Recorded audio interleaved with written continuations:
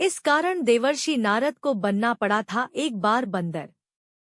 श्री नारद बड़े ही तपस्वी और ज्ञानी ऋषि हुए, जिनके ज्ञान और तप की माता पार्वती भी प्रशंसक थी। तभी एक दिन माता पार्वती श्री शिव से नारद मुनि के ज्ञान की तारीफ करने लगी। शिव ने पार्वती जी को बताया कि नारद बड़े ही ज्ञानी हैं, लेकिन किसी भी चीज का अहंकार अच्छा नहीं होता है। एक बार नारद को इसी अहंकार, घमंड के कारण बंदर बनना पड़ा था। यह सुनकर माता पार्वती को बहुत आश्चर्य हुआ। उन्होंने श्री शिव भगवान से पूरा कारण जानना चाहा। तब श्री शिव ने बतलाया, इस संसार में कोई कितना ही बड़ा ज्ञानी हो, लेकिन श्री हरि जो चाहते हैं वो उसे बनना ही पड़ता है। नारद को एक बार अपने इसी तप और बुद्धि का अहंकार, घमंड हो गया था। इसलिए नारद को सबक सिखाने के लिए श्री विष्णु को एक युक्ति सूझी। हिमालय पर्वत में एक बड़ी पवित्र गुफा थी। उस गुफा के निकट ही गंगा जी बहती थी। वह परम पवित्र गुफा नारद जी को अत्यंत सुहावनी लगी। वहां पर के पर्वत, नदी और वन को देखकर उनके हृदय में श्री हरि विष्णु की भक्ति अत्यंत बलवती हो उठी और वे वहीं बैठकर तपस्या में लीन हो गए। नारद मुनि की इस तपस्या से देवराज इंद्र भयभीत हो गए कि कहीं देवर्षि नारद अपने तप के बल से उनका स्वर्ग नहीं छीन ले। इंद्र ने नारद की तपस्या भंग करने के लिए कामदेव को उनके पास भेज दिया। वहां पहुंचकर कामदेव ने अपनी माया से वसंत ऋतु को उत्पन्न कर दिया। पेड़ और पत्ते पर रंग बिरंगे फूल खिल गए, कोयले कूकने लगी और भौंरे गुंजार करने लगे। कामाग्नि को भड़काने वाली शीतल मंद सुगंध सुहावनी हवा चलने लगी। रंभा आदि अप्सराएं नाचने लगी। किंतु कामदेव की किसी भी माया का नारद मुनि पर कुछ भी प्रभाव नहीं पड़ा। तब कामदेव को डर सताने लगा कि कहीं नारद मुझे शाप न दे दें। इसलिए उन्होंने श्री नारद से क्षमा मांगी। नारद मुनि को थोड़ा भी क्रोध नहीं आया और उन्होंने कामदेव को क्षमा कर दिया।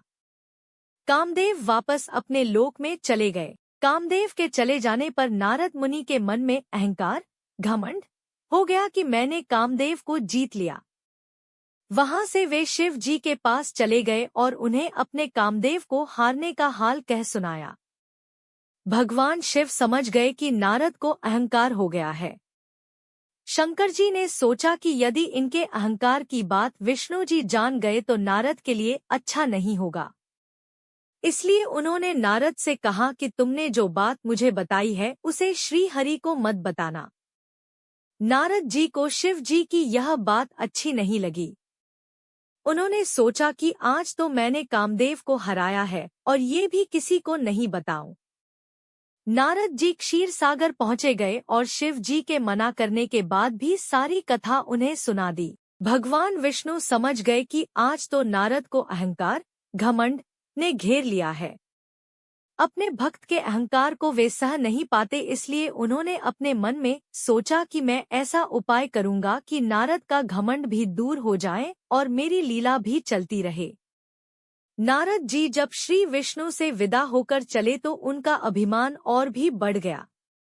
इधर श्री हरि ने अपनी माया से नारद जी के रास्ते में एक बड़े ही सुंदर नगर को बना दिया।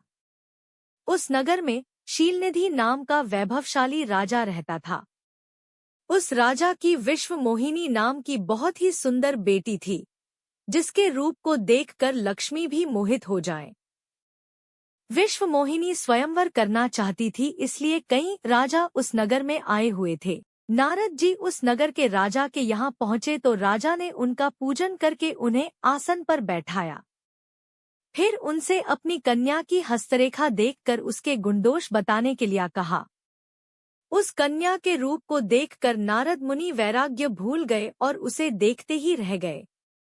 उस कन्या की हस्तरेखा बता रही थी कि उसके साथ जो विवाह करेगा वह अमर हो जाएगा, उसे संसार में कोई भी जीत नहीं सकेगा और संसार के समस्त जीव उसकी सेवा करेंगे।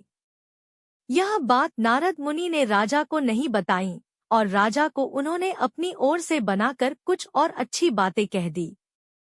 अब नारद जी ने सोचा कि कुछ ऐसा उपाय करना चाहिए कि यह कन्या मुझसे ही विवाह करे। ऐसा सोचकर नारद जी ने श्री हरि को याद किया और भगवान विष्णु उनके सामने प्रकट हो गए।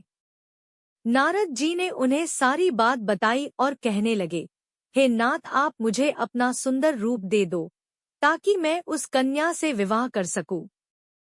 भगवान हरि ने कहा, है नारद, हम वही करेंगे जिसमें तुम्हारी भलाई हो। यह सारी विष्णु जी की ही माया थी। विष्णु जी ने अपनी माया से नारद जी को बंदर का रूप दे दिया। नारद जी को यह बात समझ में नहीं आई। वो समझे कि मैं बहुत सुंदर लग रहा हूँ। वहां पर छिपे हुए शिव जी के 2 गणों ने भी इस घटना को देख लिया।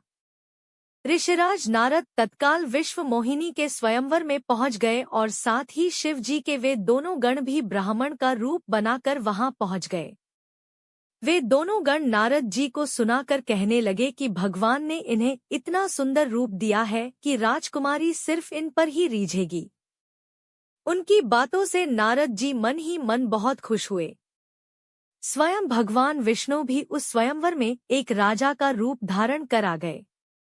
विश्व मोहिनी ने कुरूप नारद की तरफ देखा भी नहीं और राजा रूपी विष्णु के गले में वरमाला डाल दी। मोह के कारण नारद मुनि की बुद्धि नष्ट हो गई थी। राजकुमारी द्वारा अन्य राजा को वरमाला डालते देख वे परेशान हो उठे।